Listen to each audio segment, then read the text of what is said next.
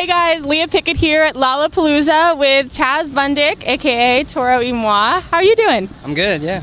Good. So you're playing later today at Lollapalooza, but this is not your first time playing here. So I was wondering, what do you remember about the last time that you played, and what, if anything, are you planning on doing differently, besides the new music, of course?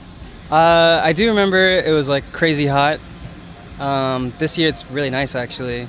I remember the day before we were supposed to play, there was like this crazy storm and like the sky was purple. And then we were walking back to our hotel and we ran into Dave Chappelle and his brother. Wow. We were like stuck under the same awning, just like coincidentally. That was pretty cool. Did you feel like, oh man, I need to tell a joke right now, or? Well, it was like in passing. They just kept going and then we kept going back to our, but it was like one of those things where like, you know, you seek cover wherever you can when there's a storm, but yeah.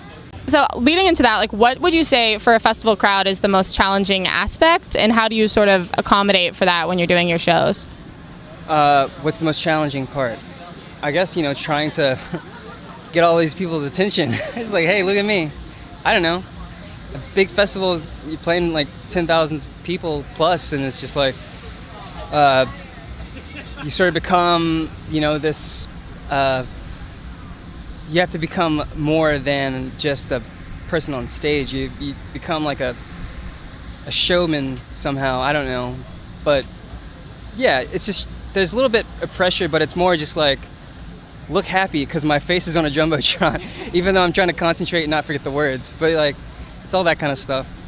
Yeah. I was gonna say also on the flip side, what's like the most exciting part about playing a festival like Lolla? I guess all the people, really. I mean, like, it's amazing to see that, like a crowd like that.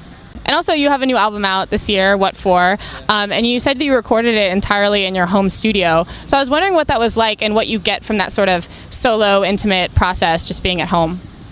I can hold it too. Sure. Yeah, recording studios now, like project studios, they can be super simple and they can sound really good. So it's really no surprise that, you know, a lot of people are recording at home nowadays, but you know, when you record at home, you don't have to worry about time being, you know, you don't have to worry about paying for time or anything. And that's kind of like the main issue is like being in a studio, you're on the clock, you're paying all that money and you just feel like you're wasting it sometimes.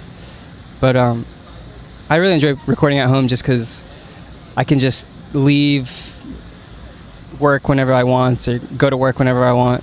Yeah, it's like the work from home thing. It's creative freedom. It's good. Yeah, I get that. Also, I was wondering, this is just a curious personal thing, what you're listening to right now, and like what kind of is your jam of the moment? Oh man, let's see. The last thing I was listening to, I was probably like some Jane Birkin on the plane. Oh yeah. Yeah, that's about it. I bought some Jane Birkin and then I bought some Ravel recently, some like classical stuff. I don't really like too much classical. But Ravel, he really has like amazing chords, and check him out. And also, this is another thing, we're also a film site at Consequence of Sound, so I was wondering if you had a favorite film, or if you've seen anything recently that was really inspired to you. Yeah, I saw Ex Machina. Yeah, that was pretty awesome. Yeah. I like how kind of believable the tech Steve Jobs guy character was. Like, you know, he wore sweatshorts at home and like cussed. He wasn't like this, like, you know, Hollywood image of a genius. He was more like a real genius who acts like he doesn't give a fuck. It was pretty cool. And then the storyline overall is just awesome. Yeah, no, I agree. Actually, Oscar Isaac, that's the guy. He's one of my favorite actors, and he's going to be in Star Wars. So if you're a Star Wars fan, you'll also get to see him in that. Yeah. But thank you so much. I'm really glad that I got to meet you and talk a little bit about the music and stuff. And you're playing later today, and I can't wait to catch that set.